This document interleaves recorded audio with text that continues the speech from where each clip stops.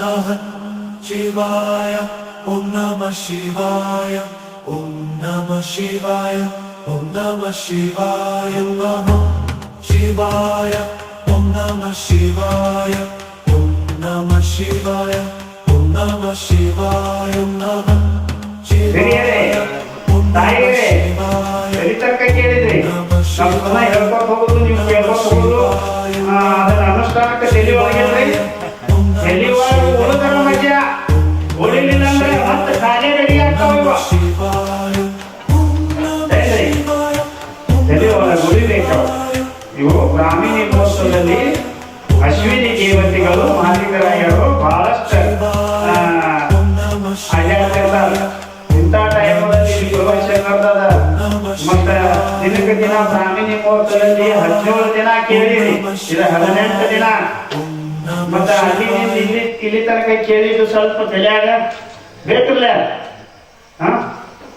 ನಾವು ಹಂಗ ಹೇಳ್ಕೊತ ಹೋಗುದು, ನೀವು ಹಂಗ ಕೇಳಿ ಹಂಗ ಬಿಟ್ಕೋತ ಹೋಗುದು. ಕೆಲವ ಬಿಡುವು ಬಿಡ್ರಿ. ಈ ಮಾಳಿಂಗರಾಯನ ಜೀವನ ಚರಿತ್ರೆ, ಅವನ ಕಥಾಭಾಗ ಸತ್ಯಕ್ಕೆ ಸಮೀಪ ಇದ್ರಲ್ಲ, ಅವನ್ನ ತಲೆಯಾಗಿ ಇಟ್ಕೋರಿ, ತಲೆಯಾಗಿ ಇಟ್ಕೋರಿ. ನಾವು ಹೇಳಿದ್ದಕ್ಕೂ ಸ್ವಾರ್ಥ ಆಗ್ತದೆ, ನೀವು ಕೇಳಿದ್ದಕ್ಕೂ ಸ್ವಾರ್ಥ ಆಗ್ತದೆ. ಹೇಳಿ ನಿನ್ನಿಗೆ ಶ್ರೀ ಮಲ್ಲಕವನ ಹಬ್ಬ ಹಾಕಿದ್ರು, ಜಾತ್ರೆ ಮಾಡಿದ್ರು. ಗೌಳಿಯರು ಮಾಡಿದ್ರು, ಗೌಡ್ರು ಮಾಡಿದ್ರು, ಭರಮತಿ ಗೌಡ್ರು ಮಾಡಿದ್ರು. ಮಾಡಿಕೆರೆ ಬರಗಾಲ ಬಿದ್ದದಕ್ಕಾಗಿ ಕಿಲಾರ್ ಹೊಡ್ಕೊಂಡು ಅವ್ರು ಹೊಂಟಾರ. ಎಲ್ಲಿಗೆ ಬಂದ್ರು? ನಾಸೆ ಪೂಜೆ ಗ್ರಾಮಕ್ಕೆ ಬಂದಾರ. ಅಲ್ಲಿಂದ ಬಾಲ ಜನಿಗೆಗಳನ್ನು ಹೊಡ್ಕೊಂಡು ಎಲ್ಲಿಗೆ ಬರ್ತಾರು ಅಂತ ಕೇಳಿದ್ರ ಸುರ್ಪಾಲನಾಥನ ಗುಡ್ಡಕ್ಕೆ ಬರ್ತಾರ. ಹೇಳಿ, ಸುರ್ಪಾಲನಾಥನ ಗುಡ್ಡ. ಆ ಸುರ್ಪಾಲನಾಥನ ಗುಡ್ಡಕ್ಕೆ ಬಂದು ಒಂದು 9 ತಿಂಗಳು ಅಲ್ಲೇ ಇರ್ತಾರೆ. ದಿನ ಕರ ಹಾಕ್ತಾ ಇತ್ತು. ಕರ ಅಂದ್ರೆ ಗೊತ್ತಲ್ಲ, ಆಕಳ ಕರ ಆಕಳುಗಳು ಏಗ್ತಾ ಇದ್ದು. ದಿನ ಮೀಸಲು ಹಿಡಿದು ಸೋಮರಾಯ ಸೊನ್ನಾರಿಗೆ ಹೋಗಿ ಗುರುವಿಗೆ ಮೀಸಲು ಮುಟ್ಟಿಸಿ ಬರ್ತಿದ್ದ. ಗುರುಗಳು ಒಂದು ದಿನ ತುಕಾಪುರಾಯನ ಕನಸಿನಲ್ಲಿ ಬಂದು ಬಹಳ ಸುಂದರವಾಗಿರುವಂತ ಮುಂದಿನ ಭವಿಷ್ಯವನ್ನ ಹೇಳ್ತಾರೆ. ಏನು ಅಂತ ಕೇಳಿದ್ರೆ, ತುಕಾಪುರಾಯ, ನೀನು ತ್ರಿಕಾಲ ಜ್ಞಾನಿ, ನಿನ್ನ ಬ್ರಾಹ್ಮಣಿ ಮುಹೂರ್ತದಲ್ಲಿ ನಿನ್ನ ಕನಸಿನಾಗ ಬಂದು ನಾ ಹೇಳ್ತಾ ಇದ್ದೀನಿ, ಇದು ಸತ್ಯವಾದ ಮಾತದ, ಚೆನ್ನಾಗಿ ತಿಳ್ಕೋ. ನೀವು ಸುರ್ಪಾಲನಾಥನ ಗುಡ್ಡದಿಂದ ಸೊನ್ನಾರಿಗೆ ತಂದ ನನಗ ಗಿನ್ನದ ಹಾಲನ್ನ ತುಪ್ಪನ್ನ ಅರ್ಪಣೆ ಮಾಡುದು ಇನ್ನು ಬ್ಯಾಡ. ನಾನು ಅಲ್ಲೇ ಅದನ್ನ, ಮತ್ತ ಅಲ್ಲಿ ಒಂದು 3 ಕಣ್ಣಿನ ಹುತ್ತೈತಿ ಆ ಬೆಟ್ಟದ ತೆಳಗ. ಆ ಹುತ್ತಿನ್ಯಾಗ ನಾ ಅದನ್ನ, ನನ್ನ ಧರ್ಮ ಪತ್ನಿ ಜೋಗೇಶ್ವರಿನೂ ಅದಾಳ, ನನ್ನ ಮಗ ಅಗ್ನಿ ಬಾಳು ಅದಾನ. ಏನ್ರಿ, ನೀವು ಸೊನ್ನಾರಿಗೆ ಬಂದ ಹಾಲ ಗಿನ್ನ ತುಪ್ಪ ತರುದು ಬಿಟ್ಟು ನಾ ಅಲ್ಲೇದನು ಆ ಹುತ್ತಿಗೆನ ನೀವು ಹಾಲು ಎರಿರಿ ಅಂತ ಕನಸಿನಾಗ ಹೇಳಿ ಹೋಗ್ತಾರ. ಹೇಳಿದ ಕೂಡಲೇ ಬಹಳ ಆನಂದ ಆಗ್ತದ. ಆ ಕನಸಿನ ಗುಟ್ಟನ್ನ ಸೋಮರಾಯನ ಮುಂದೆ ಹೇಳಿದಾಗ ಕನವಾಯಿ ತಿಳ್ಕೊಂಡು ಬಹಳಷ್ಟು ದಿನ ಮೀಸಲು ಹಿಡಿದು ಆ ತಾಯಿಗೂ ಬಹಳಷ್ಟು ತ್ರಾಸಾಗಿತ್ತು. ಅಲ್ಲೇ ಇರೋದರಿಂದ ಮೀಸಲುವನ್ನ ಒಯ್ದಕ್ಕೇನೆ ಆ ಹುತ್ತಿಗೆರಿತಿದ್ರು. ಗುರು ಹೇಳಿದಂತೆ ಮೀಸಲವನ್ನ ಮುರಿದು ಜಕ್ಕಪ್ಪ ಮಹಾತ್ಮನಿಗೆ ಉಣಬಡಿಸಿದ್ರು, ತಾವು ಊಟ ಮಾಡಿದ್ರು. ಆನಂದ ಸಾಗರದಲ್ಲಿ 9 ತಿಂಗಳು ಕಳೆದ್ರು. 9 ತಿಂಗಳಾದ ಮ್ಯಾಲ, ಹೇಳಿ, 9 ತಿಂಗಳು ಕಳೆದ ಮ್ಯಾಲ ಮತ್ತಲ್ಲಿ ಬರಗಾಲ ಅವಶ್ಯ ದನ ಕರಗಳನ್ನು ಹೊಡ್ಕೊಂಡು ಎಲ್ಲಿಗೆ ಬರ್ತಾರು ಅಂತಂದ್ರೆ, ಬರೋಕ್ಕಿಂತ ಮುಂಚೆ ಅವ್ರ ಬೆಟ್ಟ ಏನು ಇಳಿದ್ರಲ್ಲ ಸುರ್ಪಾಲನಾಥನ ಬೆಟ್ಟ ಏನು ಇಳಿದ್ರು, ಕೆಳಗಡೆ ಬಂದ್ರು. ಆ ಹುತ್ತಿಗೆ ನಮಸ್ಕಾರ ಮಾಡಿ ಮುಂದೆ ಹೋಗ್ತಿದ್ರು. ಹಿಂದೆ ಹೊಳೆ ನೋಡಿದ್ರು. ಅಷ್ಟನ್ನೋದ್ರಾಗನ ಆ ಹುತ್ತ ಚೌಮೂಲಿ ಕಟ್ಟೆ ಆಗಿತ್ರಿ. ಅದು ಏನು ಚೌಮೂಲಿ ಕಟ್ಟೆ ಆಗಿತ್ತು. ಅದಕ್ಕೆ ನಮಸ್ಕಾರ ಮಾಡಿ ಕಿಲ್ಲಾರ ಹೊಡ್ಕೊಂಡು ಉಪಾಧ್ಯಾಯರ ಹಟ್ಟಿಗೆ ಬರ್ತಾರೆ. ಉಪಾಧ್ಯಾಯರ ಹಟ್ಟಿ ಅಂತಂದ್ರೆ ಅದೊಂದು ಬಹಳ ದೊಡ್ಡ, ಅಂದ್ರೆ ಭೀಮಾ ನದಿ, ಬೋರಿ ನದಿ ಇವೆರಡು ಸಂಗಮಗಳಲ್ಲಿ ಹರಿಯೋದ್ರಿಂದ ಮತ್ತು ಮೇವು ನೀರು ಚೆನ್ನಾಗಿರೋದ್ರಿಂದ ಉಪಾಧ್ಯಾಯರ ಹಟ್ಟಿಯ ಮೇಲ್ಭಾಗದಲ್ಲಿ ತಮಗೊಂದು ಆಶ್ರಮ ನಿರ್ಮಿಸಿಕೊಂಡು ಅಲ್ಲಿ ವಾಸವಾಗಿರ್ತಾರೆ. ಅದು ತುಕ್ಕಪ್ಪರಾಯ ಹೇಳ್ತಾನ, ಸೋಮರಾಯ ನಮ್ಮ ಕಿಲ್ಲಾರಿಗಳ ಪಡ್ಕೊಂಡು ಊರೂರು ಅಲಿಯುವುದು ಬ್ಯಾಡಿನ, ಯಾಕಂದ್ರೆ ಇಲ್ಲೇ ಚೆನ್ನಾಗಿ ಐತಿ, ನಾವು ಇಲ್ಲೇ ಇರೋಣ ಅಂತ ಹೇಳಿ ಅವರು ಅಲ್ಲೇ ತಮ್ಮ ಜೀವನ ಸಾಗಿಸ್ತಾ ಹೋಗ್ತಿರ್ತಾರೋ. ಹರ್ಯಾಣದಾಗ ಕಿಲ್ಲಾರ ಅಲ್ಲಿ ಮೆಸ್ಕೋತ ಹೋಗ್ತಾರೆ, ಎಲ್ಲ ಊರುಗಳಿಗೆ ಮೆಸ್ಕೋತ ಹೋದಾಗ ಕಳ್ಳರ ಹಟ್ಟಿಯಲ್ಲಿ ಇರ್ತಕ್ಕಂಥ ಬ್ಯಾಡರು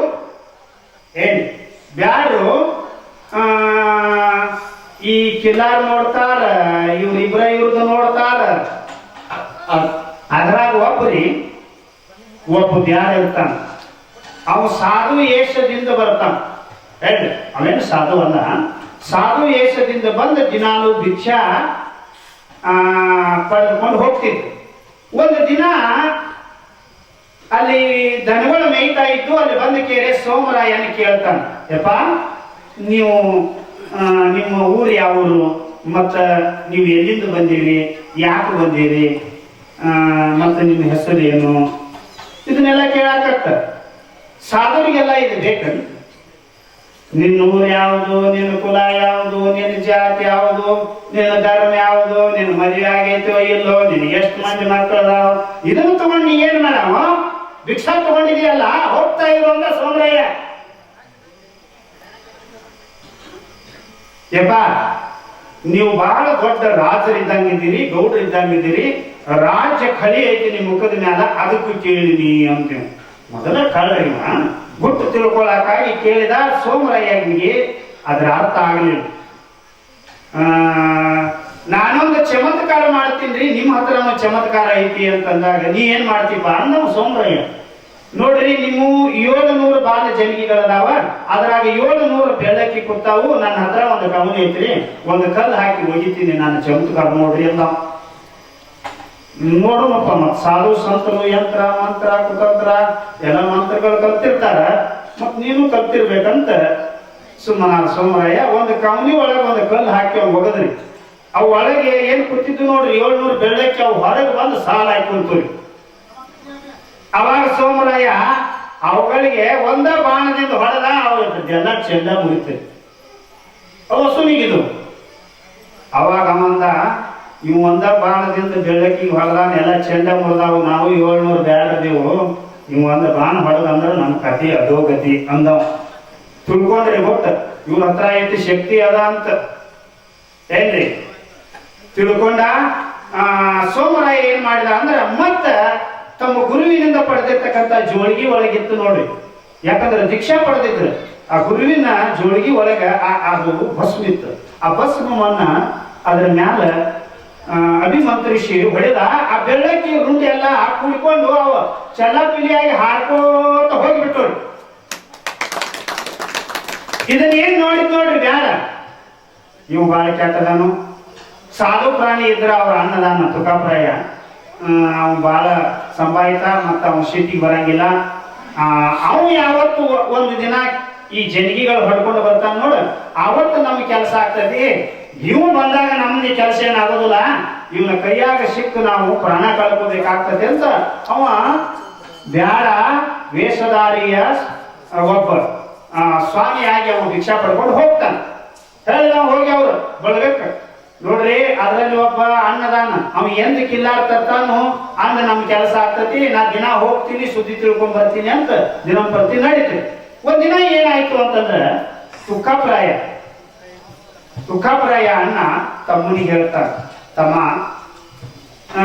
ನಾವು ಹಿಪ್ಪಿ ಸಾರಂಗ ಗುಡ್ಡ ಬೆಟ್ಟ ಏನ್ರಿ, ಹಿಪ್ಪಿ ಸಾರಂಗ ಗುಡ್ಡ ಬೆಟ್ಟ ಕರ್ಸುಂಡಿ ಬಿಟ್ಟು ಬಂದಿದ್ದೀವಿ. ಅಂದ್ರೆ ಕರ ಹಾಕಿದ ಕಾಯಿ ಕರ್ಸುಂಡಿ ಅಂತ ಹೆಸರು ಬಂದದ್ದು. ಸುರ್ಪಾಲ್ನಾಥನ ಗುಡ್ಡ ಅಲ್ಲ, ಅದು ಮುಂದೆ ಬರ್ತದೆ ಸುರ್ಪಾಲ್ನಾಥನ ಗುಡ್ಡ ಏನ್ರಿ. ಅಲ್ಲಿ ನಾವು ಕರ್ಸುಂಡಿದಿಂದ ಏನು ಬಂದಿದೀವಲ್ಲ, ಆ ಬಂದಾನ ಹಿಡ್ಕೊಂಡು ನೀ ಏನು ಮಾಡಿದಿ ಅಂದ್ರೆ ಅಲ್ಲಿ ಎರ್ಕೊಂಡಿದಿ, ನಿನ್ನ ಮಂಡಿ ಭಾಷೆವ ಮನೆಯಾಗಿದ್ದುಕೊಂಡು ನೀನು ಎರೆದುಕೊಂಡು ನೀರು ಹಾಕೊಂಡು ತಂಡ ಒಂದಿಷ್ಟು ಮನೆಯಾಗಿ ವಿಶ್ರಾಂತಿ ತಗೋ, ನಾವು ಒಬ್ಬನೇ ಇವತ್ತು ಕಿಲ್ಲಾರ ನಿಸ್ಕೊಂಡು ಬರ್ತೀನಿ ಅಂತ ಹೇಳಿದ್ರಿ ತಮ್ಮ. ಅಣ್ಣನ ಮಾತವೇ ವೇದ ವಾಕ್ಯ ರೀ. ಸೋಮರಾಯ ಮನ್ಯಾಗ ಉಳ್ಕೊಂಡ, ಅವತ್ತು ಎರ್ಕೊಂಡ ಚೆನ್ನಾಗಿ ವಿಶ್ರಾಂತಿ ತಗೊಂಡ. ಇವೊಬ್ಬನ ಕಿಲ್ಲ ಹೊಡ್ಕೊಂಡು ಬಂದ. ಮಧ್ಯಾಹ್ನ ಟೈಮದಲ್ಲಿ ನಾ ಸಂಗಮನಾಥನ ಊರಿಗೆ, ಬೋರಿ ನದಿಗೆ ಸಂಗಮನಾಥನ ಊರಿಗೆ ನೀರಿಗೆ ಬಿಟ್ಟು ದನ ಕರುಗಳೆಲ್ಲ ನೀರು ಕುಡಿದು ಕೇರೆ ಆ ಗರಾಣಿ ಒಂದು ಮರ ಐತೆ, ಆಲದ ಮರದ ನೆರಳಿಗೆ ಅವೆಲ್ಲ ನಿಂತ್ಕೊಂಡು ತುಕಾಪರಾಯನು ಕನ್ನವು ಕಟ್ಟಿದ್ದ ಆ ಒಂದು ಪ್ರಸಾದದ ಬುತ್ತಿ ಅದನ್ನು ಬಿಸ್ತಾನ, ಒಳಗೆ ನದಿ ಒಳಗೆ ಅದನ್ನ ಹಾಕ್ತಾನೋ. ಯಾವ ಜಲತರ ಪ್ರಾಣಿಗಳು ಮೇನುಗಳು ಅದನ್ನ ತಿನ್ಲಿಲ್ಲ. ಯಾಕೆ ತಿನ್ಲಿಲ್ಲ, ದಿನ ತಿಂತಿದ್ದು ಅಂತ ಹೇಳಿ ತುಕಾಪರಾಯ ಒಂದು ತುತ್ತು ಮುರಿದು ಬಾಯಾಗ ಹಾಕಿದ. ಅದು ವಿಷ ಹಾಯ್ತು. ವಿಷ ಹತ್ತಿದ ಕೂಡಲೇ ಇವತ್ತು ಯಾಕೋ ನನ್ನ ಅನ್ನದ ಋಣನ ಮುಗದಾಗ ಕಾಣ್ತತಿ, ಈ ಬುತ್ತಿ ಯಾವ ಪ್ರಾಣಿಗೆ ಹಾಕುದು ಬೇಡ, ನಾನು ತಿನ್ನೋದು ಬೇಡ ಅಂತ ಭೂಮಿಯಲ್ಲಿ ತೆಗೆದು ಅದನ್ನ ಆಳವಾಗಿ ಉಗಿದು ಬಿಟ್ಟು ವಿಶ್ರಾಂತಿ ತಗೋಬೇಕಂತ ಹೇಳಿ ಒಂದಿಷ್ಟ ಕಾಲ ನಿದ್ದೆ ಬರ್ತತಿ. ಅವನಲ್ಲೇ ಬುತ್ತಿಗೆ ತೆಲಿ ಇಟ್ಟು ಮನ್ಕೋತಾನು. ದಿನ ಬ್ಯಾಡ ಏನು ಬರ್ತಿದ್ದಾರಲ್ಲ ವೇಷಧಾರಿ ಸ್ವಾಮಿ ಭಿಕ್ಷಾ ಬಿಡಾಕ, ಓಂ ಭಗವತಿ ಭಿಕ್ಷಾ ಎಂದು ಭಿಕ್ಷಾ ತಗೊಂಡ. ಸೋಮರಾಯ ಅವತ್ತಿನ ದಿವಸ ಮನೆಯಾಗಿದ್ದು ಅದನ್ನೇನ್ ನೋಡ್ರಿ, ಓಡ್ಕೋತ ಕಾಳ ಕೌಟಿಗೆ ಬಂದ. ಎಲ್ಲ ತನ್ನ ಕುಲ ಬಾಂಧವರನ್ನ ಕೂಡಿಸಿ, ಇವತ್ತು ನಮ್ ಕೆಲಸ ಆಗ್ತದೆ, ಒಂದೊಂದು ಹಗ್ಗ ತಗೊಳ್ಳನು, ಒಂದೊಂದು ಕೋಲು ಅಂದ್ರೆ ಒಂದೊಂದು ಲಾಠಿ ತಗೊಂಡು ಕೇಳಿ ಹೋಗೋಣ ಅಂತ ಹೇಳಿ ಹಗ್ಗ ಬಡಿಗೆ ಹಿಡ್ಕೊಂಡು ಬಂದ ಕೇಳಿ ಸಂಗಮನಾಥನ ಮುರಿಯಲ್ಲಿ ಎಲ್ಲಕ್ಕೂ ಒಂದೊಂದು ಹಗ್ಗ ಹಚ್ಚಿ ಅವುಗಳಿಗೆ ಹಿಂಸೆ ಕೊಡ್ತಾ ಇದ್ರು. ತುಕಾಪರಾಯನಿಗೆ ಕಾಳ ನಿದ್ದೆ ಹತ್ತಿತ್ತು.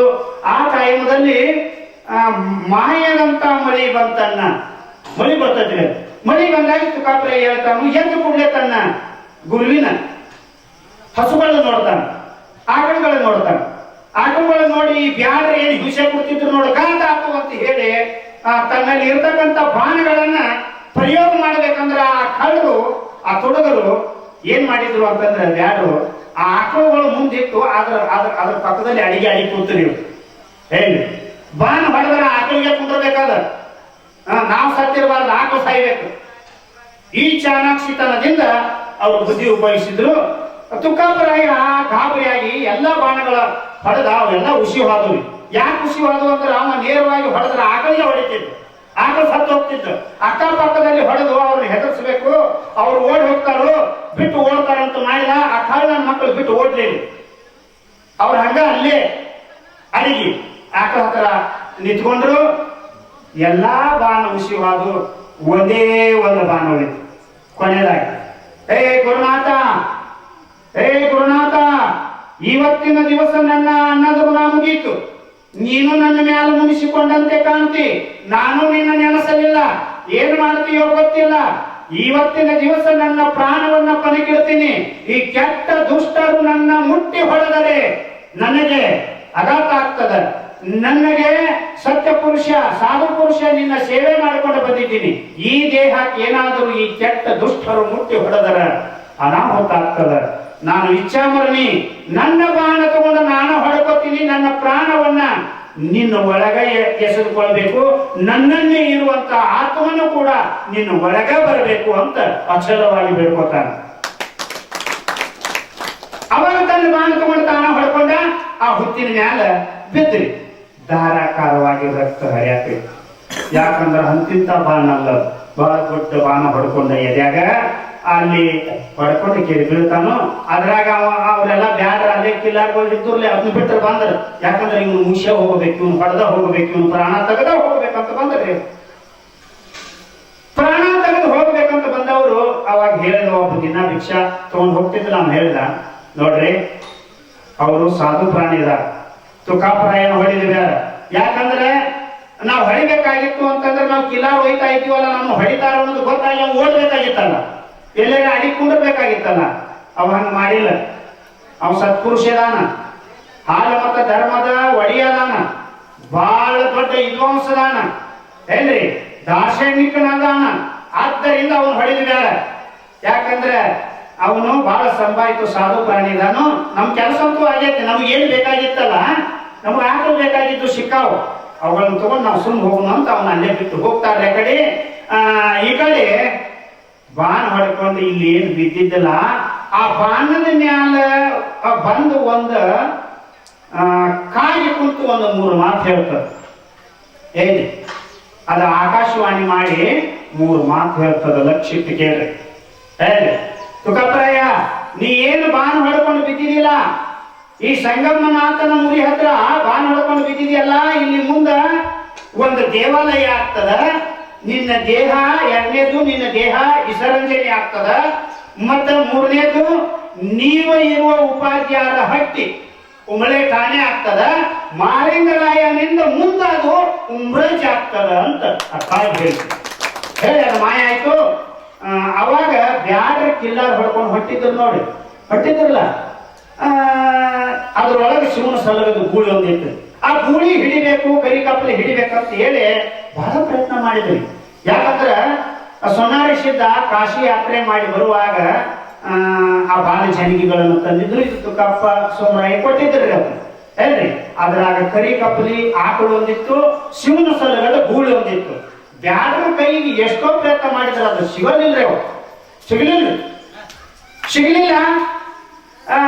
ಅದು ಗೂಳಿ ಏನ್ ಮಾಡ್ತೇನೋ ಒಟ್ಟ ಕಸರ್ಕೊಂಡ ತುಕಾಪರಾಯಿ ಎಲ್ಲಿ ಬಾಣ್ ಹೊಡ್ಕೊಂಡು ಬಿದ್ದಿದ್ದು ನೋಡ್ರಿ, ಅಲ್ಲಿ ಓಡ್ಕೋತ ಗೂಳಿ ಬಂತು. ಗೂಳಿ ಬಂದು ಕಣ್ಣೀರ್ ಹಾಕ್ತದ. ತುಕಾಪರಾಯ ಬಾಣ್ ಹೊಡ್ಕೊಂಡು ಬಿದ್ದಾನ. ಆ ಗೂಳಿ ಕಣ್ಣೀರ್ ಹಾಕೋತ ಅಲ್ಲೇ ಇರ್ತದ. ತುಕಾಪರಾಯ ಗೂಳಿಗೆ ಹೇಳ್ತಾನ, ಇಲ್ಲಿ ಕಣ್ಣೀರ್ ಹಾಕಿ ಹಾಕ್ತದ, ಏನು ಪ್ರಯೋಜನ, ನನ್ನ ತಮ್ಮ ಮನೆಯಾಗದಾನ, ಅಲ್ಲಿ ಹೋಗಿ ಅವನ ಕರ್ಕೊಂಡು ಬಾ ಅಂತ ಗೂಳಿಗೆ ಹೇಳ್ತಾನ. ತುಕಾಪರಾಯನ ಮಾತು ಕೇಳಿ ಶಿವನ ಸಲಗದ ಗೂಳಿ ಭಾರತನ ತಲೆ ಮ್ಯಾಲ ಇದರ ಮ್ಯಾಲ ದುಃಖದ ಮ್ಯಾಲ ಇಟ್ಟುಕೊಂಡು ಓಡ್ತದ. ವಾಯು ವೇಗದಿಂದ ಕಣ್ಣೀರ್ ಹಾಕೋತ ಓಡ್ತದ. ಅಲ್ಲಿ ಬರ್ತದ ಉಪಾಧ್ಯಾಯರ ಹಟ್ಟಿ ಆಶ್ರಮಕ್ಕೆ ಬರ್ತದ. ಗೊಬ್ಬರ ದಿಬ್ಬಿನ ಹತ್ರ ನಿಂತು ಬಿಟ್ಟು ಕಾಲ ಕೆದರ್ತದ, ಮೀ ಎಲ್ಲ ಧೂಳು ಮಾಡ್ಕೋತದ, ಕಣ್ಣೀರು ಬಂದಾವು.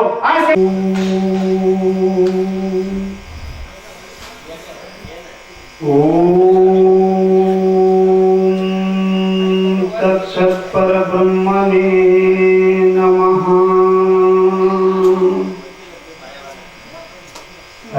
ಓಂ ಗುರುಭ್ಯೋ ನಮಃ. ಓಂ ಜಾಡಿಕಿ ವೀರಲಿಂಗಾಯ ನಮಃ.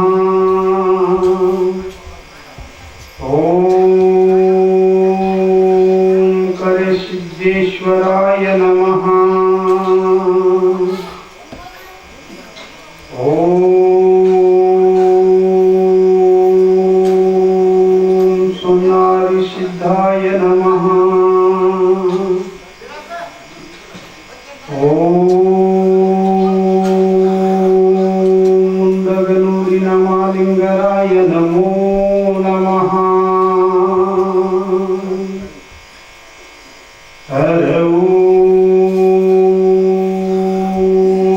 ಶಾಂತಿ ಶಾಂತಿ ಶಾಂತಿ.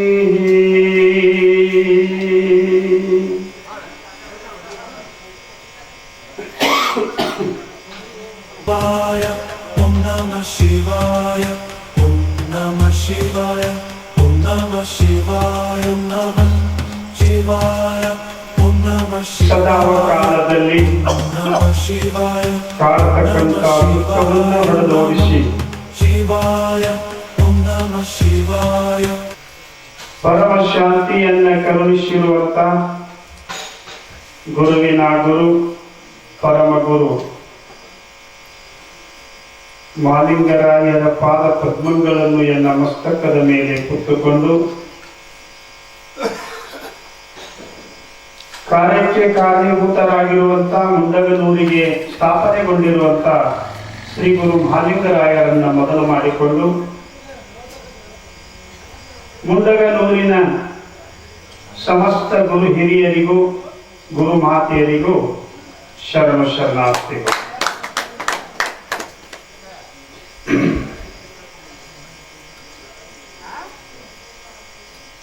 ಯಾಕ್ ಚಿಂತೆ ಮಾಡತಿ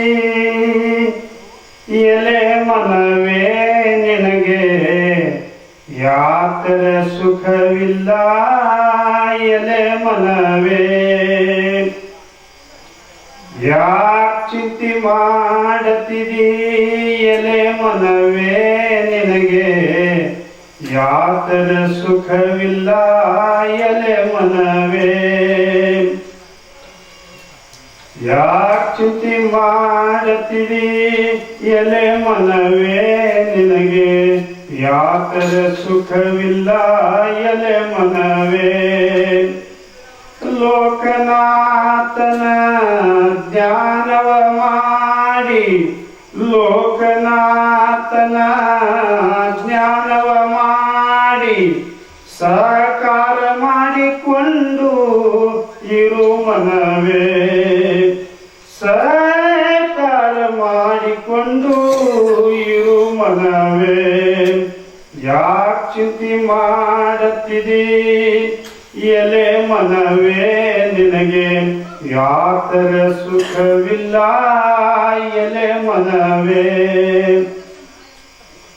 ಕಳ್ಳತನ ಮಾಡಬಾರದು ಎಲೆ ಮನವೇ ನೀನು ಸುಳ್ಳತನ ಹೇಳಬಾರದು ಎಲೆ ಮನವೇ ಕಳ್ಳತನ ಮಾಡಬಾರದು ಎಲೆ ಮನವೇ ನೀ ಸುಳ್ಳತನ ಹೇಳಬಾರದು ಎಲೆ ಮನವೇ ಬಲ್ಲಂತ ಜ್ಞಾನಿಗಳು ಬಲ್ಲಷ್ಟ ಹೇಳಿದರೆ ಬಲ್ಲಂತ ಜ್ಞಾನಿಗಳು ಬಲ್ಲಷ್ಟ ಹೇಳಿದರೆ ಅಲ್ಲಂತನ ಬ್ಯಾಡ ಎಲೆ ಮನವೇ ಅಲ್ಲಂತನ ಬ್ಯಾಡ ಎಲೆ ಮನವೇ ಯಾಕ್ ಚಿಂತೆ ಮಾಡತ್ತಿದಿ ಎಲೆ ಮನವೇ ನಿನಗೆ ಯಾಕರ ಸುಖವಿಲ್ಲ ಎಲೆ ಮನವೇ ಯಾತರ ಸುಖವಿಲ್ಲ ಎಲೆ ಮನವೇ ಯಾರಿಗೆ ಯಾರಿಲ್ಲ ಎಲೆ ಮನವೇ ಯಾರಿಗೆ ಯಾರಿಲ್ಲ ಎಲೆ ಮನವೇ ಇದು 3 ದಿನದ ಸಂತಿ ಎಲೆ ಮನವೇ ಯಾರಿಗೆ ಯಾರಿಲ್ಲ ಎಲೆ ಮನವೇ ಇನ್ನು 3 ದಿನದ ಸಂತಿ ಎಲೆ ಮನವೇ ಸೇರದವರ ಮುಂದೆ ಜಾರಿ ಬೀಳದಂತೆ ಪಾರಾಗಿ ಹೋಗಬೇಕು ಎಲೆ ಮನವೇ ಪಾರಾಗಿ ಹೋಗಬೇಕು ಎಲೆ ಮನವೇ ಯಾಕ್ ಚಿಂತೆ ಮಾಡತ್ತಿದಿ ಎಲೆ ಮನವೇ ಇದು 3 ದಿನದ ಸಂತಿ ಎಲೆ ಮನವೇ ಆಶೆಯಾಳಿಬೇಕು ಎಲೆ ಮನವೇ ಆಶೆಯಾಳಿಬೇಕು ಎಲೆ ಮನವೇ ಮನದ ಹೇಸಿಗೆ ತೊಳಿಬೇಕು ಎಲೆ ಮನವೇ ಮನದ ಹೇಸಿಗೆ ತೊಳಿಬೇಕು ಎಲೆ ಮನವೇ ದೇಶದೊಳಗ ನಮ್ಮ ಗುರುಮಾಂತೇಶ್ವರನ ದೇಶದೊಳಗ ನಮ್ಮ ಮಾಳಿಂಗರಾಯನ ದ್ಯಾಸವ ಮರಿಬ್ಯಾಡ ಎಲೆ ಮನವೇ ದ್ಯಾಸವ ಮರಿಬ್ಯಾಡ ಎಲೆ ಮನವೇ ಯಾಕ್ ಚಿಂತೆ ಮಾಡತ್ತಿದಿ ಎಲೆ ಮನವೇ ನಿನಗೆ ಯಾತರ ಸುಖವಿಲ್ಲ ಎಲೆ ಮನವೇ ಲೋಕನಾಥನ ಜ್ಞಾನವ ಮಾಡಿ ಮಾಲಿಂಗರಾಯನ ಜ್ಞಾನವ ಮಾಡಿ ಸಹಕಾರ ಮಾಡಿಕೊಂಡು ಇರು ಮನವೇ ಸಹಕಾರ ಮಾಡಿಕೊಂಡು ಇರು ಮನವೇ ಯಾಕ್ ಚಿಂತೆ ಮಾಡತ್ತಿದಿ ಎಲೆ ಮನವೇ ನಿನಗ ಯಾತರ ಸುಖವಿಲ್ಲ ಎಲೆ ಮನವೇ ಯಾತರ ಸುಖವಿಲ್ಲ ಎಲೆ ಮನವೇ ಜೈ ಮಂಗಲಂ ಜೈ ನಮಃ ಪಾರ್ವತೇಶ್ವರ ಮಹಾದೇವ್ ಜಗದ್ಗುರು वीरलिंग देव महाराज की जगद्गुरु सोनारी सिद्धवैरी महाराज की जगद्गुरु रेवनाथ सिद्धेश्वर महाराज की जगद्गुरु करे सिद्धेश्वर महाराज की जगद्गुरु महालिंगराय महाराज की ಕುತ್ತವ್ರ महाराज की नित्तವ್र महाराज की ಎಲ್ಲಾರ महाराज की जय मंगलम जय नमस्कार पार्वती शिव हर हर महादेव। ಎನ್ನ ಆತ್ಮೀಯ ಬಂಧುಗಳೇ, 18ನೇ ದಿನದ ಶ್ರವಣ ಮಾಸದ ಪುರಾಣ ಕೇಳುವ ಎಲ್ಲ ನನ್ನ ತಾಯಿ ತಂದೆಯರಿಗೂ ಗುರು ಹಿರಿಯರಿಗೂ ಸಮಸ್ತ ಮುಂಡಗನೂರಿನ ಸಮಸ್ತ ಭಕ್ತರಿಗೂ ಮತ್ತೊಮ್ಮೆ ಮಗದೊಮ್ಮೆ ಶರಣು ಶರಣಾರ್ಥಿಗಳನ್ನು ಹೇಳಿ ನಮ್ಮ ಕಾರ್ಯಕ್ರಮವನ್ನು ಆರಂಭ ಮಾಡೋಣ. ಎನ್ನ ಆತ್ಮೀಯ ಬಂಧುಗಳೇ, ನಮ್ಮ ಮತಿಗೆ ತಿಳಿದಷ್ಟು ಹೊಳೆದಷ್ಟು ಗುರು ಬೀರಲಿಂಗ ಮಹಾಲಿಂಗರಾಯರು ಎನ್ನ ತುದಿ ನಾಲಿಗೆ ಮೇಲೆ ನಿಂತು ನುಡಿಸಿದಟ್ಟು ನಿಮ್ಮ ಮುಂದೆ ನುಡಿ ನಿವೇದ್ಯವನ್ನ ಮಾಡಲಿದ್ದೇವೆ. ನಿನ್ನಿನ ದಿವಸ ಬಾರಾಮತಿ ಭಾಗಕ್ಕೆ ಬರಗಾಲ ಬಿದ್ದು ಗೌಡ್ರು ಕಿಲಾ ಹೊಡ್ಕೊಂಡ ನಾತೆ ಕೂಟೆ ಗ್ರಾಮಕ್ಕೆ ಬಂದು ತಲುಪ್ಯಾರ. ಇಸ್ರಿ ಮಲಕವನ ಹಬ್ಬ ಅಂತೂ ಮಾಡಿದ್ರು ಅದ್ದೂರಿಯಾಗಿ. ಇನ್ನೊಂದು ಕಿವಿ ಮಾತು, ಮಾಲಿಂಗರಾಯರ ಅಂದ್ರೆ ಬಾರಾಮತಿ ಗೌಡರ ಅಂಶಿಕರು ಎಲ್ಲೆಲ್ಲಿದಾರಲ್ಲ ಅಲ್ಲಲ್ಲಿ ಇಸ್ರಿ ಮಲಕವ ಇರಲೇಬೇಕು.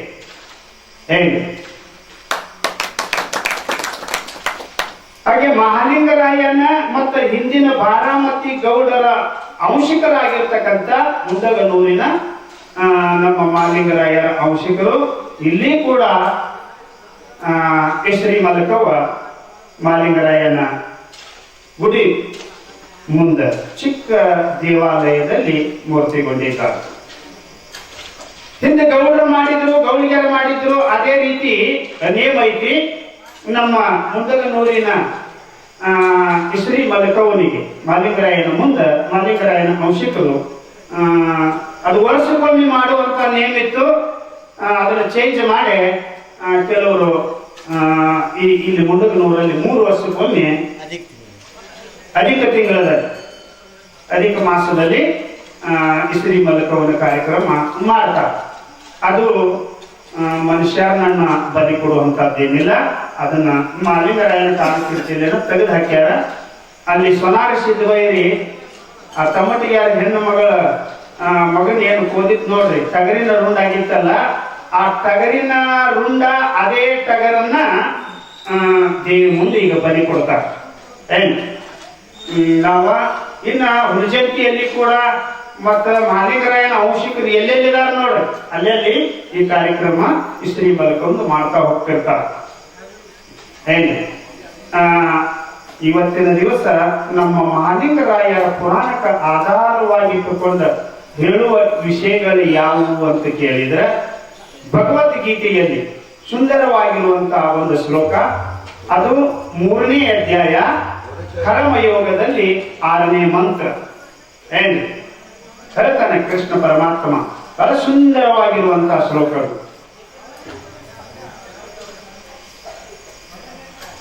ಕರ್ಮನ್ನೇ ಸ್ವಲ್ಪ ಗಲಾಟೆ ಮಾಡಬೇಡ್ರಿ, ಮಾತಾಡ್ರಿ. ಅಲ್ಲಿ ಪ್ರಸಾದ ಮಾಡೋರು ಮಾಡ್ರೆ ಸುಮ್ಮ ಕೊಡ್ತಾವ್ರಿ. ಈ ಕಡೆ ಸ್ವಲ್ಪ ಲಕ್ಷ ಕೊಟ್ಟು ಕೇಳಿ, ಕ್ಷಮೆ ಇರ್ಲಿ, ಸ್ವಲ್ಪ ನಿಧಾನ. ಯಾಕಂದ್ರೆ ನಿಮ್ಮದೇ ಮಠ, ಗಲಾಟೆ ಮಾಡಿದಾಗ ನಿಮ್ಮದೇ ಪುರಾಣ ಎಲ್ಲ ನಿಮ್ಮದ ನಡೀತಾ ಇದೆ. ಇಲ್ಲಿ ಶಾಂತಿಯನ್ನ ಕಾಪಾಡಿಕೊಳ್ಳಿ. ಕರ್ಮೇಂದ್ರಿಯಾಣಿ ಸಂಯಮೇ ಏ ಆಸ್ತೆ ಮನಸ್ಸಾ ಸ್ಮರನ್. ಕರ್ಮೇಂದ್ರಿಯಾಣಿ ಸಂಯಮೇ ಏ ಆಸ್ತೆ ಮನಸ್ಸಾ ಸ್ಮರನ್ ಇಂದ್ರಿಯಾರ್ಥನ ಯೋಢಾತ್ಮ ಮಿಥ್ಯಾಚಾರ ಶೌಚ್ಯತೆ. ಕೃಷ್ಣ ಹೇಳ್ತಾನ, ಏನು ಕರ್ಮೇಂದ್ರಿಯಾಣಿ ಸಂಯಮೇ ಅಂತಂದ್ರ, ಯಾರು ಹಠದಿಂದ ಕರ್ಮೇಂದ್ರಿಗಳನ್ನ ನಿಗ್ರಹಿಸಿ, ಕರ್ಮೇಂದ್ರಿಗಳಿಂದ ಹಠದಿಂದ ನಿಗ್ರಹಿಸಿ ಮತ್ತು ಕರ್ಮೇಂದ್ರಿಗಳನ್ನ ಭೋಗ ಭಾಗ್ಯಗಳನ್ನ ಮನಸ್ಸಿನಲ್ಲಿ ಯಾರ ಹಿಂದಿನ ಘಟನೆಗಳ ಮತ್ತೆ ಬೇಕು ಅಂತ ಮನುಷ್ಯನ್ಯಾಗ ಅನ್ಕೋತಾರೋ ಅಂಥವ್ರೆಲ್ಲ ಬೂಟಟಿಗೆ ಅವರು ಮತ್ತ ಶುದ್ಧ ಕಳ್ಳರು ಅಂತ ಕೃಷ್ಣ ಪರಮಾತ್ಮ ಹೇಳ್ಕೊಂಡು ಬರ್ತಾನೆ.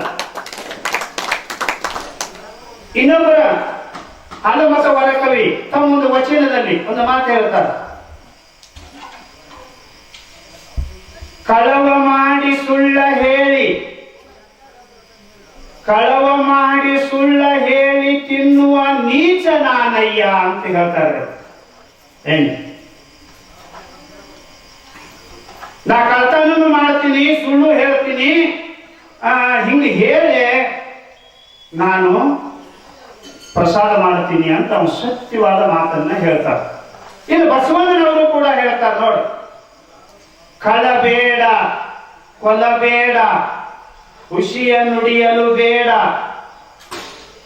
ಮುನಿಯಬೇಡ, ಅನ್ಯರಿಗೆ ಅಸಹ್ಯ ಪಡಬೇಡ, ತನ್ನ ಬಣ್ಣಿಸಲು ಬೇಡ, ಇದರು ಅಳಿಯಲು ಬೇಡ, ಇದೇ ಅಂತರಂಗ ಸುದ್ದಿ, ಇದೇ ಬಹಿರಂಗ ಸುದ್ದಿ, ಇದೇ ನಮ್ಮ ಕೂಡಲ ಸಂಗಮ ದೇವನ ಒಲಿಸುವ ಪರಿ ಅಂತ ಹೇಳ್ತಾರೆ.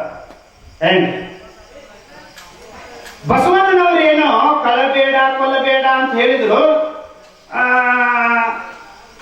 ಯಾರು ಕಳತನ ಮಾಡೋದು ಬಿಟ್ಟೇ ಇಲ್ಲ, ಕೊಲ್ಲುದು ಬಿಟ್ಟೇ ಇಲ್ಲ, ಸುಳ್ಳು ಹೇಳುವುದು ಬಿಟ್ಟೇ ಇಲ್ಲ. ಏನ ಆತ್ಮೀಯ ಬಂಧುಗಳೇ, ಈ ಸಪ್ತ ಸೂತ್ರಗಳು ಏನದಾವಲ್ಲ ಏನ್ರಿ, ಇದನ್ನು ಯಾರ ಅನುಷ್ಠಾನಕ್ಕೆ ತರ್ತಾರೋ ಅವರಿಗೆ ಆಧ್ಯಾತ್ಮಿಕ ವಿದ್ಯೆ ತೆಲಿಗಂತದ್ದು. ಏನ್ರಿ, ಇವುಗಳು ಈ 7 ಸ್ತೋತ್ರಗಳು, ಬಸವಣ್ಣನವರ 7 ಮಾತುಗಳು ಯಾರ ತಮ್ಮ ಜೀವನದಲ್ಲಿ ನುಡಿದಂತೆ ನಡೆದು ಅನುಷ್ಠಾನಕ್ಕೆ ತರ್ತಾರೋ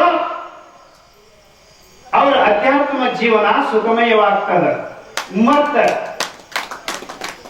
ಇದನ್ನ ಬಿಟ್ಟ ಅದಕ್ಕೆ ತದ್ದು ವಿರೋಧವಾಗಿ ನಡ್ಕೊಂಡ್ರೆ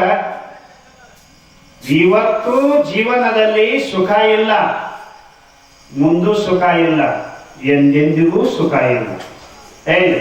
ಅದಕ್ಕೆ ಕಳಬೇಡ ಅನ್ನುವ ವಿಷಯನ್ನ ಒಂದು ಆಯ್ದುಕೊಂಡು ನಾವು ನೀವು ಇವತ್ತು ಚಿಂತನೆ ಮಾಡೋಣ. ಯಾಕಂತ ಕೇಳಿದ್ರ, ಬಾರಾಮತಿ ಗೌಡರ ಬಾಲ ಜನಿಗೆಗಳನ್ನ ಕಳ್ಳ ಕೌಂಟಿಗೆ ಬ್ಯಾಡು, ಕಳ್ತನ ಮಾಡಿ ಒಯ್ಯವ್ರದಾರ. ಅದಕ್ಕೆ ಈ ವಿಷಯನ್ನ ಇವತ್ತಿನ ದಿವಸ ಇಟ್ಟಿರುವ ಇದನ್ನ ಆಧಾರವಾಗಿಟ್ಟುಕೊಂಡು ಚಿಂತನೆಯನ್ನ ಮಾಡೋಣ.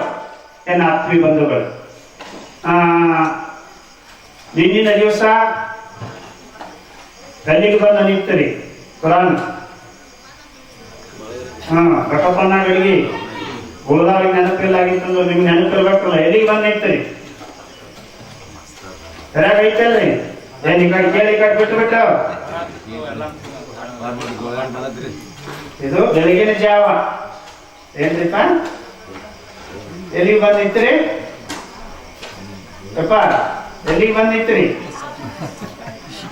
ಕೇಳಿ ಕಣ್ಣಮ್ಮ ಹೊರಗೆ ಬಂದು ನೋಡ್ತಾಳ. ಗೂಳಿ ಕಣ್ಣಾಗ ಧಾರಾಕಾರವಾಗಿ ಕಣ್ಣೀರು ಸುರಿತಾ ಇದ್ದಾವೆ. ಆ ಗೂಳಿ ಕಣ್ಣೀರು ನೋಡಿಬಿಟ್ಟು ಕಣಬಾಯಿ ಕಣ್ಣಾಗ ಕಣ್ಣೀರು ಬಂದ್ರಿ.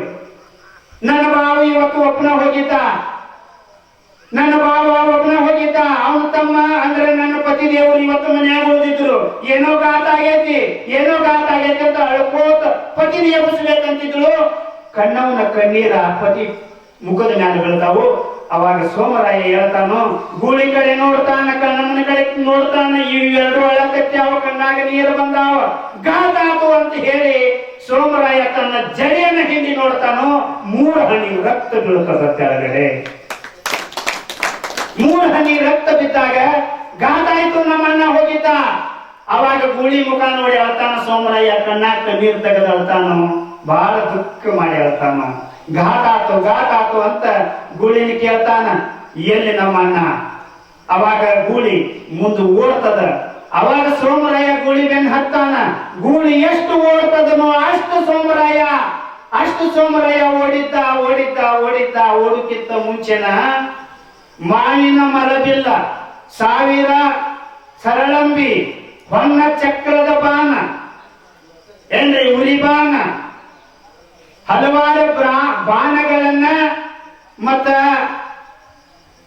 360 ಬಕಳಿಕೆಗಳನ್ನ ಹಿಂದ ಬಗಲಿಗೆ ಹಾಕೊಂಡ ಬೆನ್ನಿಗೆ ಹಾಕೊಂಡ ಸೋಮರಾಯ ಸುಖದ ಕೊಳ್ಳಲ ದುಃಖದ ಕೊಳ್ಳಲ ಕೈಯಾಗ ಹಿಡ್ಕೊಂಡು ಓಡ್ತಿರ್ತಾನ. ಗುಡಿ ಬೆನ್ನು ಹತ್ತಿ ಓಡ್ತಿರ್ತಾನ. ಅನ್ನ ತುಕಾಪುರಯ್ಯ ಬಾನ್ ಹೊಡ್ಕೊಂಡು ಬಿದ್ದಿದ್ದ.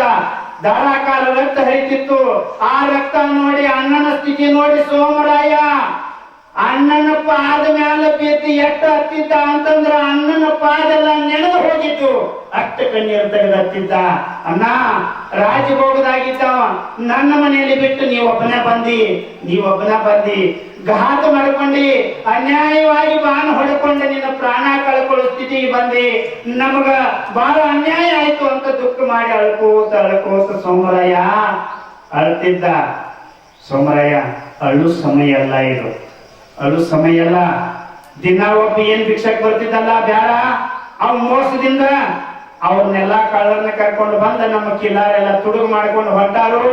ಏನ್ ಮಾಡ್ತೀವೋ ಗೊತ್ತಿಲ್ಲ, ಅದನ್ನ ಮೊದಲು ಬಿಡಿಸಿಕೊಂಡು ಆಮೇಲೆ ನನ್ನ ಹತ್ರ ಬಾ ಅಂತ ಹೇಳಿ ತುಕಾಪುರಾಯ ಹೇಳಿದಾಗ ಅಣ್ಣನ ಮಾತವೇ ವೇದವಾಕ್ಯ ಎಂದು ಅರ್ತಿರುವಂತ ಬಿಲ್ಲಾಳ ಸೋಮರಾಯ ಗೂಳಿಗನ್ನ ಹತ್ತಿ ಓಡ್ತಾನ. ಚಾಣಕರಾಯನ ಕೋಟಿಗೆ ಬರ್ತಾನ. ಚಾಣಕರಾಯನ ಕೋಟಿ ಮ್ಯಾಲ ನಿಂತ ದುಃಖದ ಕಳ್ಳನ ಸೋಮರಾಯ ಹೋಗ್ತಾನ.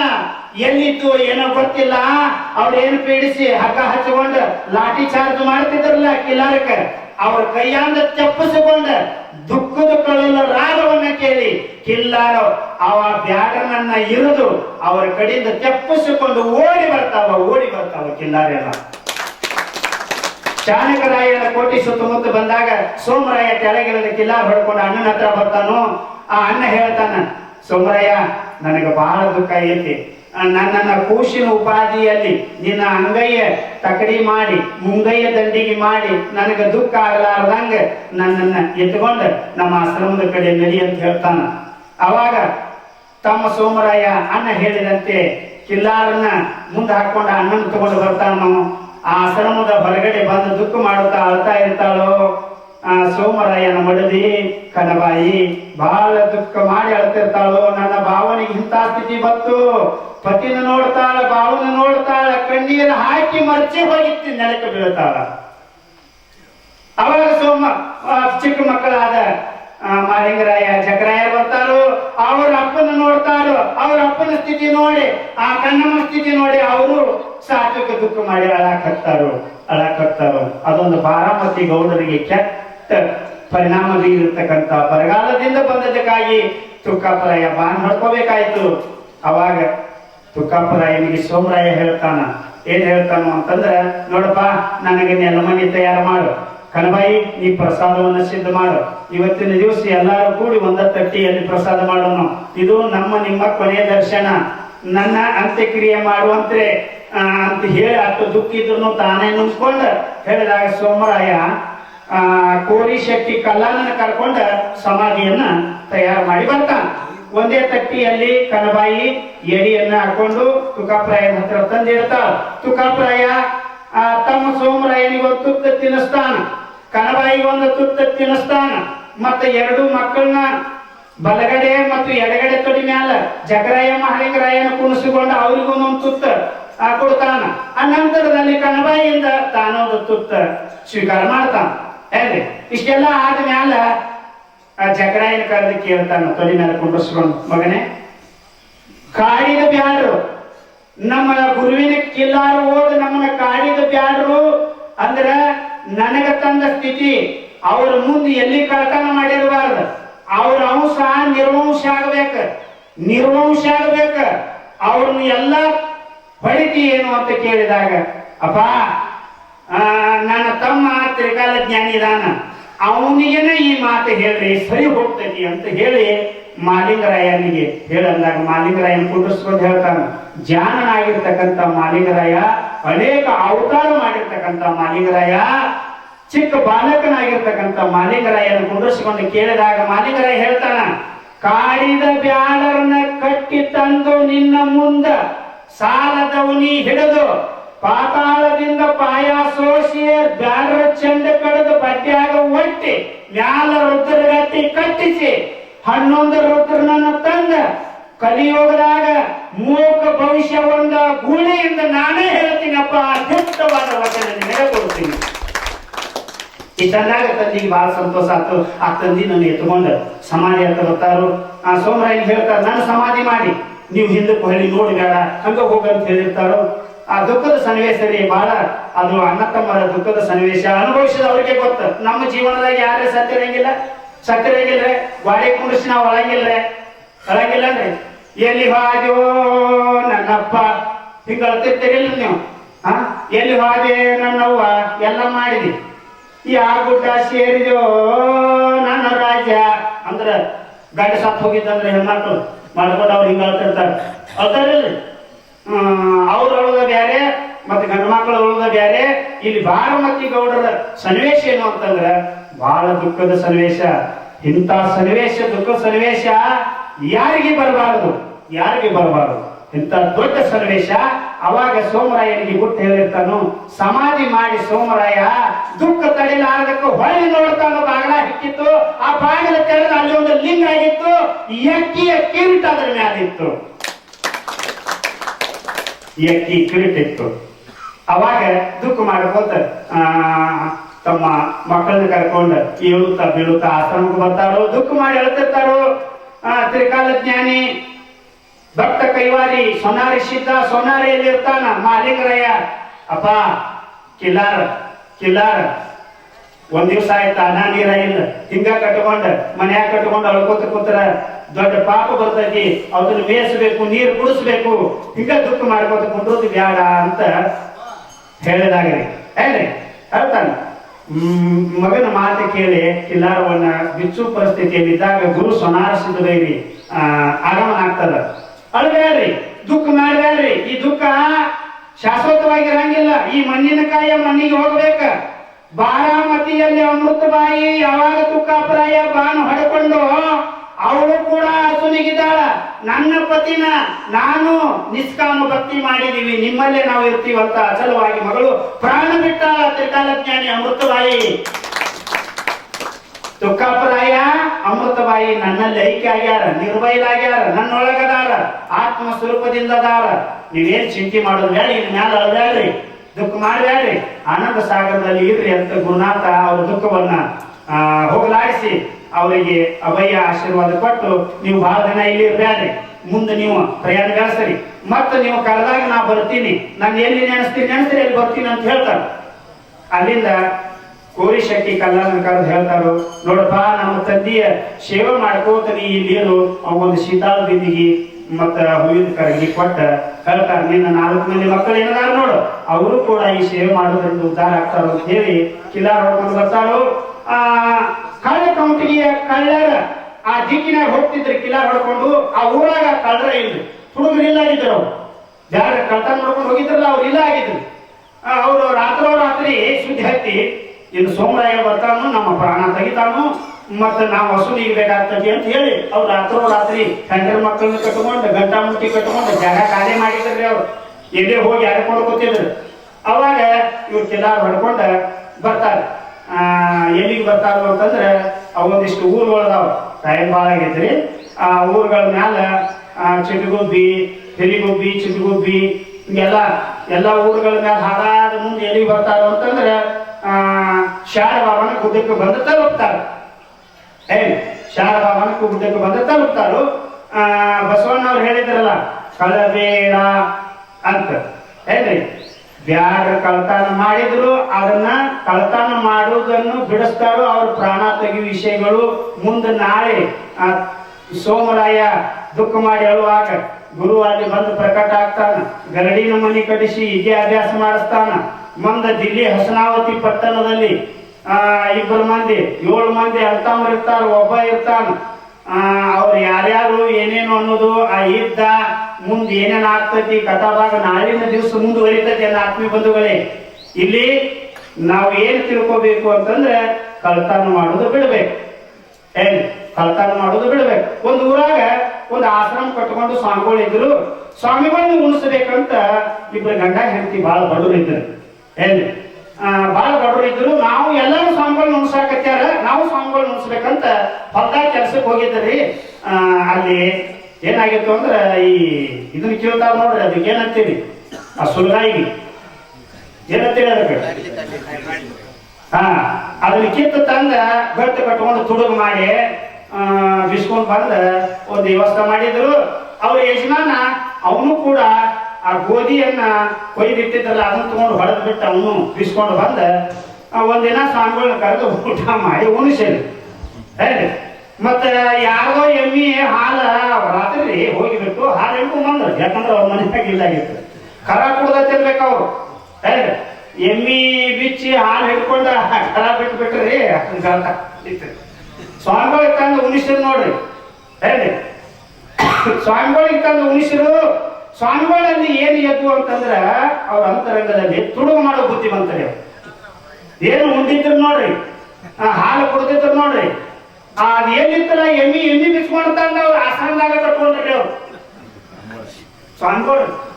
ಜಾಗ ತುಡುಗು ಮಾಡಿದ್ದು ಊಟ ಉಂಡಿದ್ರು, ತುಡುಗು ಮಾಡೋ ಬುದ್ಧಿ ಬಂತು, ಅದಕ್ಕೆ ಆಸನದಾಗ ಕಟ್ಕೊಂಡ್ರಿ. ನಾನು ಎಮ್ಮಿ ತುಡುಗಾತ, ನನ್ನ ಎಮ್ಮಿ ತುಡುಗಾತ, ಎಲ್ಲಿ ಹೋತ್ ಅಂತ ನೋಡಿದ್ರಾಗ ಅದ್ ಏನಿತ್ತು ಅಂದ್ರೆ ಸ್ವಾಮಿಗಳು ಆಶ್ರಮದ ಮುಂದೆ ಇತ್ತು. ಸ್ವಾಮಿಗಳ ಏನ್ ಇಲ್ಲೇ ಹಾಕ್ರಿ ಅಂತಂದ್ರು. ನಾನಾ ತಂದೀನಿ. ಯಾಕಂತ ತುಡುಗು ಮಾಡ್ಕೊಂಡ. ತುಡುಗು ಯಾಕೆ ಮಾಡಿರಿ ಅಂತ, ಏನೋ ನೀನು ಊಟ ಮಾಡಿ ತುಡುಗು ಮಾಡೋ ಬುದ್ಧಿ ಬಂತು, ಅದಕ್ಕೆ ತನ್ನಿ ಅಂತ. ಅದಕ್ಕೆ ಕಳಬೇಡ. ಅದಕ್ಕೆ ಹೇಳೋದೇವ, ನಿಮ್ ಕೈಯಾಗ ನಿಮ್ ಮನ್ಯಾಗ ಎಷ್ಟ ಐತಲ್ಲ ಅಷ್ಟ ಪ್ರಸಾದ ಮಾಡಿಸುತ್ತದೆ. ಎಲ್ಲಾರು ಹಾಲ ತುಪ್ಪ ಮಾಡ್ತಾರ, ತುಡುಗು ಮಾಡಿ ತಂದ ಸ್ವಾಮಿಗಳಿಗೆ ಉಣಿಸ್ಬೇಡ. ಸ್ವಾಮಿಗಳಿಗೆ ಇಂತ ಬುದ್ಧಿ ಬಂದು ಅಂದ್ರೆ ಮತ್ತ ಅವು ಸರಿ ಇರಂಗಿಲ್ಲ. ಹೇಳ್ರಿ ಅದಕ್ಕೆ ಬಸವಣ್ಣವ್ರು ಕಳಬೇಡ ಅಂತಂದ್ರೆ. ಹೇಳ್ರಿ ಮತ್ತೆ ಇನ್ನೊಂದು ಉದಾಹರಣೆ, ಒಬ್ಬ ದೊಡ್ಡ ಕಳ್ಳ ಇದ್ರು. ಮೊನ್ನೆ ನಮ್ಮ ಮೇಷ್ಟ್ರ ಗಡಿಗೆ ಸಾಹೇಬ್ ಹೇಳ್ಯಾರ. ಇನ್ನೊಂದ್ಸಲ ಸುಮ್ಮ ಒಂದ್ 2 ನಿಮಿಷ ನಿಮ್ಗೆ ಹೇಳ್ತೀನಿ ಗಮನಕ್ಕೆ. ಒಬ್ಬ ವಾಲ್ಯಾಕ ಕೋಳಿ ಅಂತಿದ್ರಿ, ಇನ್ನೊಂದು ಹೆಸರು ಐತ್ರಿ ಅದಕ್ಕೆ. ಹೇಳ್ರಿ ವಾಲ್ಮೀಕಿಗೆ ಇನ್ನೊಂದು ಹೆಸರು ಐತಿ, ರತ್ನಾಕರ ಅಂತ. ಆ ರತ್ನಾಕರ ವಾಲ್ಯಾಕ ಕೋಳಿ ಇದ್ದ. ಅವ ಹೆಂಡ್ರ ಮಕ್ಕಳನ್ನ ಸಲಬೇಕಂದ್ರೆ ತುಡುಗು ಮಾಡಿ ತಂದು ಹಾಕ್ತಿದ್ರಿ ಎಲ್ಲಾರಿಗೆ. ಹೇಳಿ ಒಂದಿನ ನಾರದ ಮಾಮುನಿಗಳು ಬಂದು ಕೇಳಿದ್ರು, ಇಷ್ಟೆಲ್ಲ ಕೊಲೆ ಸುಲಿಗೆ ಮಾಡಿ ಕಳ್ತನ ಮಾಡಿ ತಂದು ಹೆಂಡ್ರ ಮಕ್ಕಳಿಗೆ ಹಾಕಿ ಬಹಳ ದೊಡ್ಡ ಪಾಪ ಮಾಡಿದೀನಿ, 7 ರಂಜನಿಗೆ ತುಂಬೋಟ್ಟು ಪಾಪ ಮಾಡಿದಿ, ಅದ್ರ ಒಳಗೇನು ಪಾಪ ನೀನ್ ಹೆಂಡ್ರ ಮಕ್ಕಳು ಅರ್ಧ ಪಾಲ್ ತಗೋತಾರ ಕೇಳಿವಾ. ಹಿಂಗೈತೇನ್ರಿ ವಿಷಯ ನಾವು. ಅವಾಗ ನೀವು ಇಲ್ಲೇ ಇರ್ಬೇಕು ಅಂತ ಹೇಳಿ ಅವನು ಅಲ್ಲೇ ನಿಂದ್ರಿಸಿ ಅವನು ಕಟ್ಟಿ ಹಾಕ್ತಾನೆ. ಕಂಬನ ಹಾಕ್ತಾನೆ, ನೀವು ಓಡಿವಾದ ಹೆಂಗಂತ ಹೇಳಿ ಕಟ್ಟಿ ಹಾಕಿ ಮನೆಗೆ ಓಡ್ಕೋತ ಬರ್ತಾನ. ಓಡ್ಕೋತ ಬಂದ ಹೆಂಡ್ರ ಮಕ್ಕಳನ್ನ ಕರೆದು ಕೇಳ್ತಾನ, ನಾನರೇ ನಿಮ್ಮನ್ನ ಸಾಕ್ತಾ ಇದ್ದೀನಿ, ನಾನು ಕಾಯಕ ಮಾಡಿ ನಿಮ್ಮನ್ನ ಸಾಕ್ತಾ ಇಲ್ಲ, ಕಳತನ ಮಾಡಿ ಸುಳ್ಳು ಹೇಳಿ ತುಡುಗು ಮಾಡಿ ಹಗಲ ದರುಡಿ ಮಾಡಿ ತಂದು ಬಿಟ್ಟು ನಿಮ್ಮನ್ನ ಸಾಕ್ತಾ ಇದ್ದೀನಿ.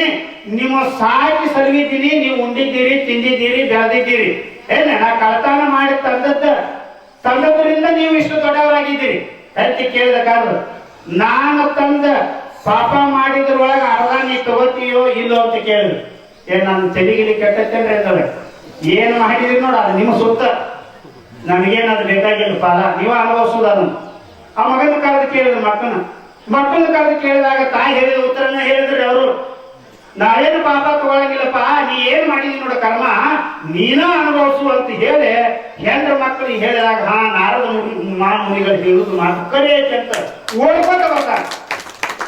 ಓಡ್ಕೋತ ಬಂದ ಕೇಳ್ತಾನೆ, ಯಪ್ಪ ನೀ ಹೇಳು ಮಾತು ನಿಜ ಆಯ್ತು, ಅದಕ್ಕೆ ಅವ್ರು ಏನು ತಗೊಳಂಗಿಲ್ಲತ್ತ ನಾ ಮಾಡಿದ ಪಾಪ, ಮತ್ತ ನಾವ್ ಒಬ್ಬನ ಅನುಭವಿಸ್ಬೇಕಂತ, ಅದಕ್ಕ ಇನ್ನು ಮ್ಯಾಲ ನೀ ಕಳ್ತನ ಮಾಡೋದು ಬಿಡ್ತಿತ್ತಾನೆ, ಅವ್ರು ಏನಾರ ಮಾಡ್ಕೊಂಡು ನೀ ಬಿಟ್ಟು ಬಿಡು ಅಂತಂದಾಗ ನಾವೊಂದು ಮಂತ್ರ ಹೇಳ್ತೀನಿ. ಆ ಮಂತ್ರ ರಾಮ್ ರಾಮ್ ಅನ್ಕೋತಕೊಂಡು ಕಳ್ತಾನ ಎಲ್ಲ ಬಿಟ್ಟು ಹೋಗ್ತದ. ರಾಮನ ನಾಮದಿಂದ ನಿನ್ನೊಳಗೆ ಕಳ್ತಾನದ ಬುದ್ಧಿ ಹೋಗ್ತದ, ಮತ್ತ ಹೀನ ಸಂಸ್ಕಾರ ಹೋಗ್ತದ.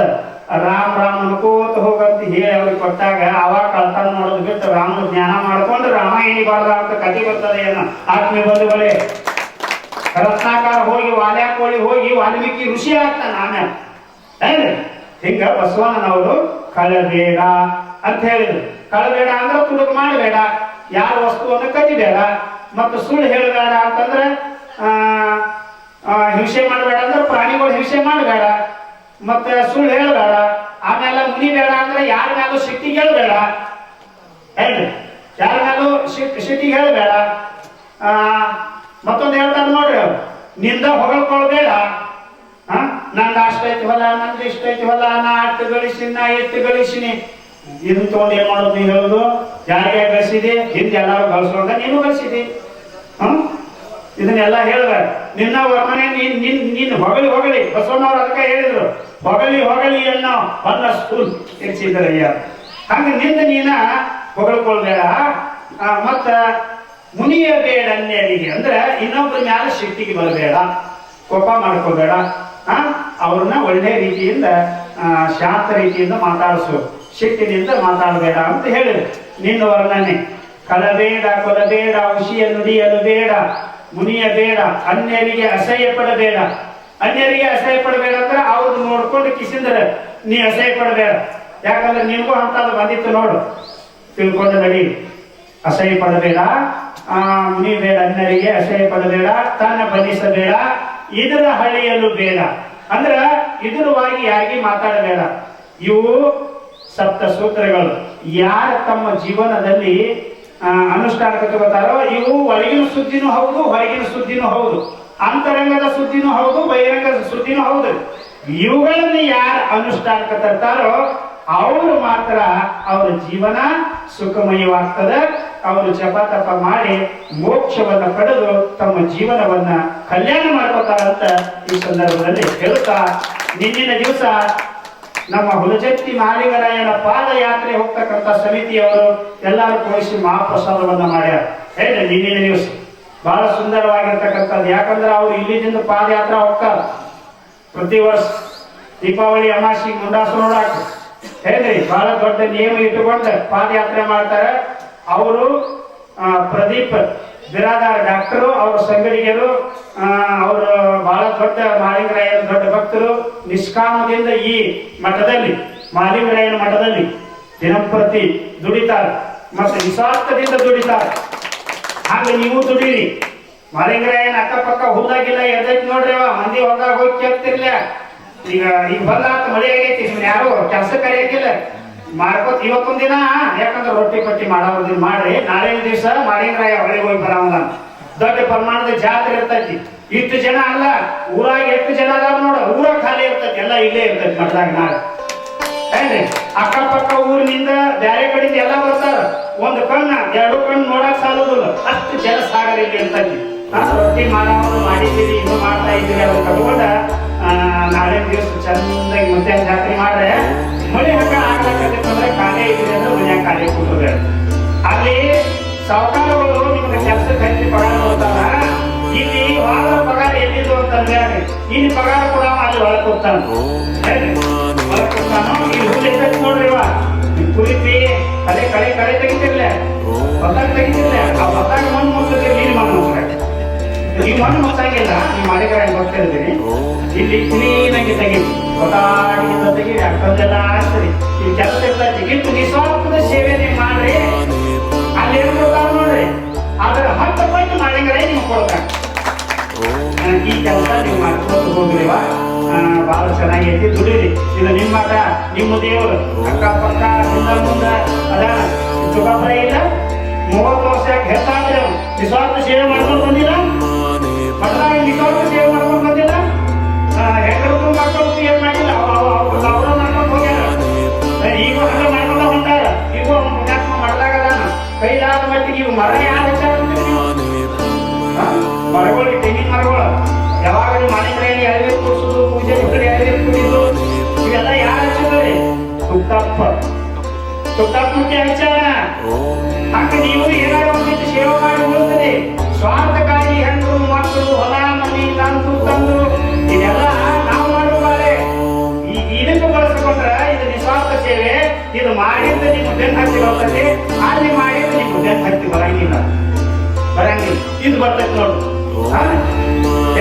ಇಲ್ಲಿ ಎಲ್ಲರೂ ಬಂದ ಅಷ್ಟೇ ಪೂಜಾರಿಗಳು ನೀವು, ನಾವು ದೇವರ ಪೂಜಾರಿಗಳು ಇದ್ದೀವಿ, ನಾನೇ ಕೆಲಸ ಮಾಡ್ಬೇಕಂತೀವಿ. ನೀವು ಎಲ್ಲ ಕೆಲಸ ಹೇಳಾಕತ್ತಿರೋದ್ರಿ. ನಾವ್ ಅಷ್ಟೇ ಎಡಗಿಗೆ ಜಾಡಿ ಹಾಕೊಂಡೆ, ಬಂಡಾರ ಚೀಲ ಬಗಲಿಗೆ ಹಾಕೊಂಡೆ, ಕೈಯಾಗ ಬೆತ್ತ ಹಿಡ್ಕೊಂಡೆ ಭಕ್ತರ ಮನೆಗೆ ಅಷ್ಟ ಹೋಗುದು. ತಮ್ಗೆ ಆರಾಮಾಗಿ ಅವ್ರು ಎಲ್ಲ ವ್ಯವಸ್ಥೆ ಮಾಡ್ತಾರ, ಮನೆಗೆ ಬರುದು. ಅವ್ರ ಏನೇನ ಮಾಡ್ತಿರ್ತಾರ, ಕುಡಿಯಾಕ ಸ್ವಲ್ಪ ತರ್ತಾರ, ತೀರ್ಥ ತರ್ತಾರ, ಬಬಲಾದಿ ಸದಾಶಿವ ಒಂದು. ಅದ್ರಾಗ ಎಲ್ಲಾರು ತಗೊಳಂಗಿಲ್ಲ, ಇಲ್ಲಿ ತಗೋತಿರ್ತಾರ. ನೀವು ತಗೋರಿ. ಆದ್ರ ಕಂಬುಳಿ ಜಾಯಿ ಒತ್ತಾಟಿ, ಬಂಡಾರ ಚೀಲ ಒತ್ತಾಟಿ, ಬೆತ್ತ ಒತ್ತಾಟಿ ಬಿದ್ದು ಮಾಡಿದ್ರಾಯ ಮುತ್ಯಾನ ಅವರು ಕಲಿಗೆ ಅಷ್ಟೇ.